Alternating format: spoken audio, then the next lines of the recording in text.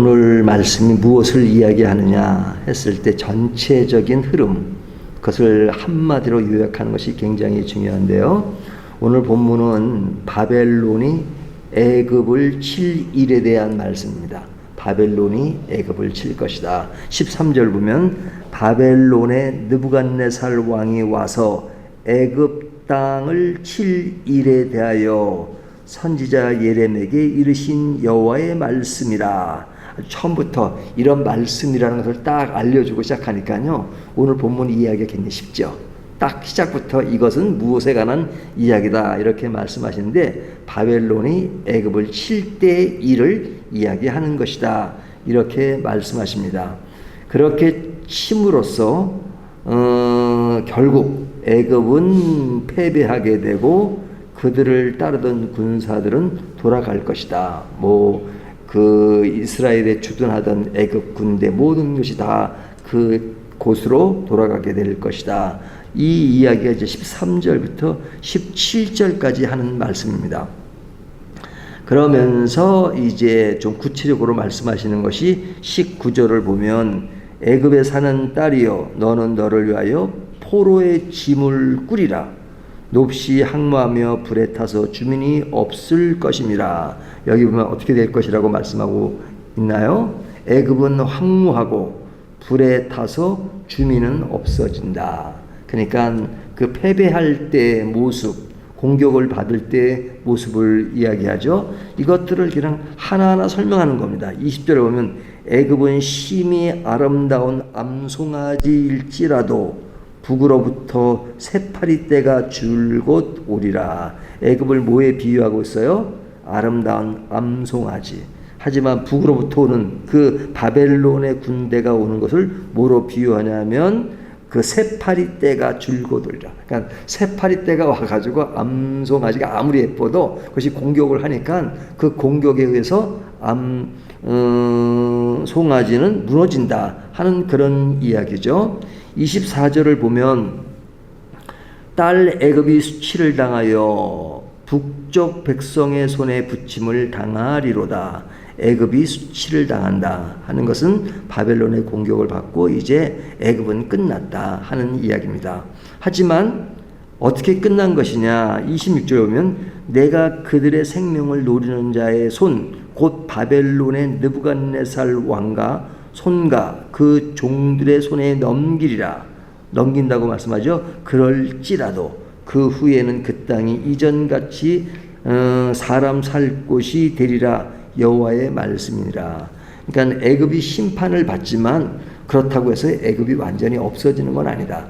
애굽은 계속 유지될 것이지만 그러나 그들은 이런 아주 공격을 받아서 수치를 당하고 암송아지 같지만 새파리에게 당하는, 그래서 항무하게 되고 불에 타서 주민들은 많이 사라질 것이다 하는 그런 이야기를 하는 겁니다. 그러니까 오늘 본문은 그 애굽에 관한 이야기를 통해서 애굽이 힘이 있어서 굉장히 힘을 발휘했지만 그가 무너질 때는 이렇게 무너질 수 있다 하는 그런 이야기를 합니다. 그런데 우리가 성경 이야기는 구약 성경은 유대인들을 중심으로 이야기가 되고 있잖아요. 그러니까 애굽에 대한 것은 이방인에 대한 이야기입니다. 이방인에 대한 이야기를 할 때는 이스라엘과 영계 고리를 가지고 이야기하는 거죠. 그러니까 동떨어진 얘기를 하는 것이 아니라 지금 중심은 이스라엘이에요. 이스라엘을 중심으로 다른 이야기 할 때는 연관되어 있는 것인데, 그 연관은 뭐냐면 그 이스라엘은 지금 바벨론과 애굽 사이에서 갈등하고 방황했잖아요. 그래서 예레미야 선지자는 너희는 애굽에게 붙지 말고 바벨론에게 붙어라. 바벨론에게 항복하고 그렇게 해라. 하지만 그 당시의 상황을 보면 애굽이 강할 때가 있고 또 바벨론이 강할 때가 있으니까 사람들에게 눈치를 볼 거 아닙니까? 네? 우리가 어디에 붙어야 되느냐? 스스로는 자기들의 힘을 유지할 수 없다고 생각하니까 어딘가는 붙어야 되는데 애굽에 붙을 것이냐 바벨론에 붙을 것이냐. 그런데 이제 그 왕에 따라서 왕이 정치적인 계산을 하는 거죠. 애굽에 의해서 뭐 더 이렇게 친화력이 있는 사람이라면 애굽을 더 생각할 것이고, 또 바벨론의 영향을 많이 받은 사람은 바벨론을 많이 생각할 겁니다. 그렇지만 또 상황에 따라서는 그런 영향이 있다가도 또 이렇게 변할 수도 있고 하는 것이 그 당시 정치 상황이기도 하고, 뭐 오늘날도 마찬가지죠. 정치는 뭐 영원한 동지가 없고 적이 없다 뭐 이런 말 하잖아요. 마찬가지로 정치 세계와 국제 정서, 그런 정치에 대해서는 다 그런 생각들을 옛날이나 지금이나 가지고 있는 것이죠. 그러니까 그런 상황 속에서 지금 애굽 이야기를 하는 이유는 뭐냐면, 애굽으로 갈 사람에게는 애굽의 심판으로 그들의 선택이 잘못되었다 하는 것을 알려주는 거죠. 왜냐하면 남은 자들 중에, 남은 자들은 지금 애굽으로 가야 되겠다고 했잖아요. 그 중에 이제 그 당시에 뭐 장군이라든지 뭐 또 서기관 이런 사람들이 그런 생각을 했습니다. 하지만 그들의 선택은 잘못될 것이다. 잘못된 것이다. 이렇게 말하는 거죠. 그렇지만 그런 이야기를 통해서 결국 하고 싶은 이야기는 27절부터 이야기입니다. 27절부터 하는 이야기는 이스라엘에게 회복의 날이 있을 것이다. 회복의 날이 올 것이다.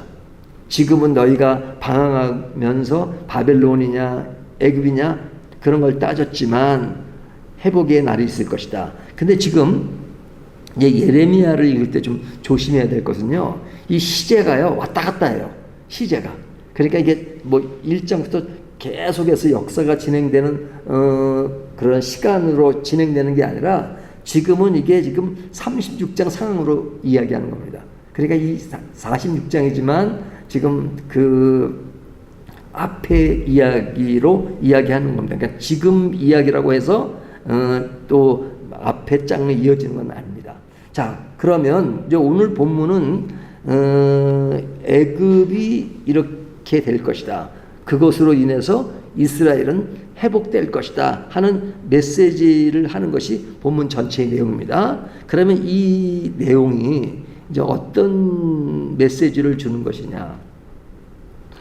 이스라엘 사람들은 눈치를 보면서 애굽을 선택한 사람이 있죠. 아무래도 애굽이 더 강대국인 것 같으니까.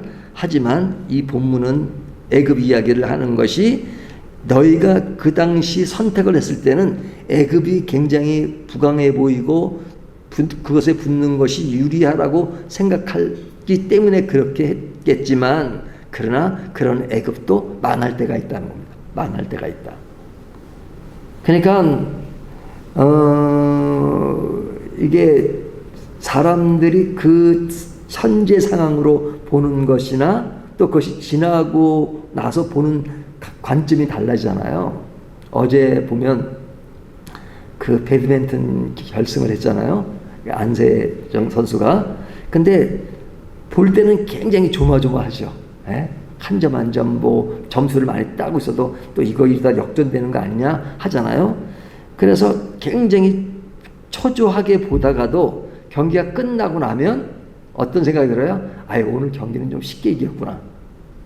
그러니까 경기를 볼 때는 가슴 조이지만 끝나고 나면 오늘 경기는 그렇게 막 그냥 격차가 심한 경기가 아니었어 라고 언제 그런 생각이 드는 거예요? 끝났을 때. 그러니까 역사도 마찬가지입니다. 역사도 진행되는 과정 속에는 굉장히 초조하고 불안하고 어떻게 될지 모르니까요. 하지만 그 역사의 시간이 지나고 나면 그때 상황으로 보면 그때는 그것이 별거 아니었어요.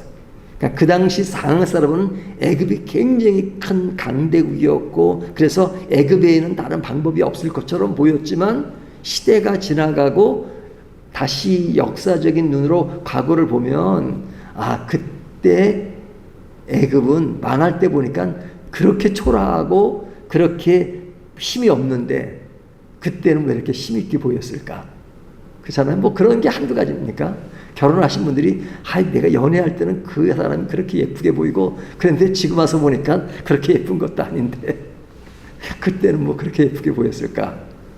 뭐 그렇게 생각하시죠? 저는 그렇게 생각 안 합니다. 지금이나 옛날에 다 예쁘다고 생각합니다. 물론 정치적인 발언이지만요. 자, 이런 그 인간의 어떤 그런 역사 속에서 보는 눈이 달라지죠. 그래서 애굽의 심판은 사실은 이스라엘에게 기회가 된 겁니다. 결국은 어떻게 됐어요? 이스라엘이 바벨론의 포로로 가게 됐잖아요. 포로로 가게 되었지만 그러나 애굽의 심판을 통해서 이스라엘 백성들이 바벨론에서부터 돌아왔을 때 애굽이 굉장히 부강했으면 또다시 그 애굽의 공격을 받았을 겁니다. 하지만 바벨론에게 돌아왔을 때 이스라엘은 애굽으로부터 공격을 받지 않았잖아요. 왜? 애굽이 힘이 약해졌기 때문에. 그러니까 애굽의 힘이 약해진 것은 사실은 하나님의 입체적인 역사죠.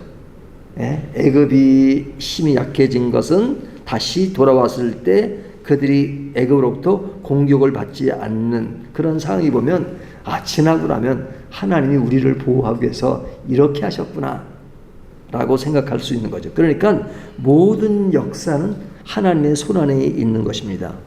그런데 하나님의 역사의 손 안에 있을 때 그 애굽에 대한 얘기를 할 때 애굽의 입장에서 보면 자기들이 이렇게 강대국으로 있을 때는 우리가 뭐 하나님의 백성이라고 하는 이스라엘을 우리가 주도하고 그러니까 너희 신보다 우리 신이 더 강하다 뭐 이런 생각들을 했잖아요. 하지만 이런 것을 현실적으로 생각해 보면 어떤 부모가 아들이 너무너무 나쁜 짓을 한 거예요. 나쁜 짓을 너무 많이 해요. 그러니까 도둑질도 하고 뭐 나쁜 짓은 다 해요. 그러면 이 아이를 부모로서 고치려면 그냥 이대로는 안 되겠다. 마음이 아프지만 그 부모가 아이를 데리고 경찰서에 가서 그 아들에 대한 죄에 대한 대가를 받게 해달라고 부탁을 했습니다. 그러면 경찰이 생각할 때 이 부모는 아들보다도 경찰이 나를 더 생각하는구나. 나를 더 신뢰하는구나. 그렇게 생각하면 착각이죠. 비록 아들을 경찰서에 가서 죄에 대한 대가를 받겠다고 해서 그 부모가 아들보다도 경찰을 더 크게 생각하는 거 아니잖아요. 아들을 생각하기 때문에 경찰한테 의뢰하는 것이죠. 근데 경찰이 아들보다 내가 더 신뢰받는다고 생각하면 착각인 거죠. 그런 착각을 누가 하는 거예요? 하나님이 바벨론이나 애굽을 도구로 썼을 때 애굽이나 바벨론이 그렇게 생각하고 있잖아요. 그런데 하나님이 말씀하시기를 내가 너희를 지금 당장 도구로 쓰니까 너희가 이스라엘보다 더 위에 있는 것처럼 생각하지만 아니야. 너희는 임시적으로 도구로 쓸 뿐이야. 그렇게 말씀하는 거잖아요. 그렇기 때문에 오늘도 애굽에 대한 이야기를 하는 겁니다. 하나님이 이방 나라를 도구로 사용한다고 해서 그들이 무엇이 된 것으로 생각한다면 그것은 넌센스인 거죠. 그 넌센스에 대해서 너희도 심판이 있다 하는 것을 오늘 말씀하고 있는 것입니다. 그러니까 이 이야기를 반대로 얘기하면 우리가 하나님의 택한 백성이라면 오늘날 내 모습이 초라해 보이고 또 나를 공격하는 사람에 대해서 나는 약해 보이고 힘이 약해 보이지만 하나님은 반드시 나를 회복하게 하실 것이고 그 회복되는 그 선상에서 보면 누가 초라한 거예요? 나를 힘있게 했던 사람들이 초라한 모습을 볼 것이다. 그것이 언제? 심판의 날 그것이 다 정리가 될 것이다. 이렇게 말씀하시는 겁니다. 그러니까 우리는 자부심을 가지고 살아야 되고 그러면서도 또 겸손하게 살아야 하는 이유가 하나님이 우리의 아버지시기 때문에 그런 것입니다.